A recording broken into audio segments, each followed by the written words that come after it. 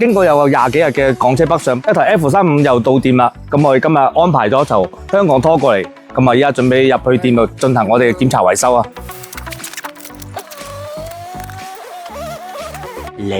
拖翻嚟嘅車，我哋第一時間入工位啦。咁啊，當然都叫同事去進行檢查啦。報出嚟都好穩陣啊，成幾板紙啊。咁咧，我哋啲角色通常就去做一個過濾。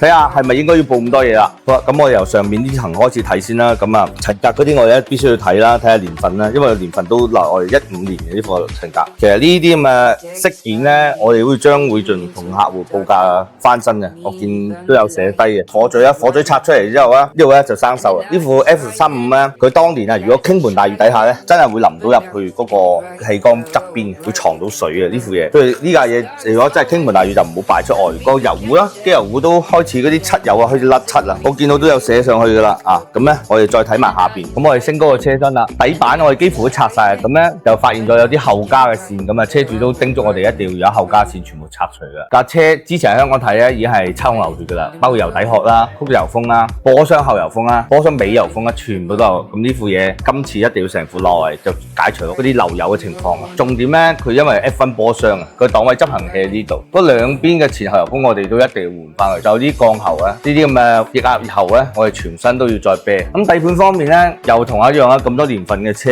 佢彈簧都全部生鏽。睇下我哋今次報係換彈簧啊，定係翻新支彈簧佢啦。塵套啊、膠杯士啊，一樣地爛晒噶啦。咁啊，我哋呢個亦都會報價嘅。胎嘅年份啦，我哋都睇過，胎年份一定係過晒期噶啦。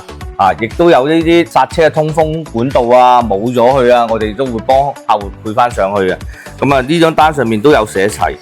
咁咧，唯一可能係睇漏眼啊，方向機油封，方向機漏油啊呢部嘢。咁啊，我哋呢部嘢一定要加翻上去啦，呢個方向機漏油啊。其實仲有車嘅內籠啦，全面嘅皮革翻新啦，仲有外觀啦、噴漆啊翻新啦，車主要求我哋做埋嘅。咁啊，希望到時我哋出嚟呢個報價，跟住做完啊，會非常滿意啦。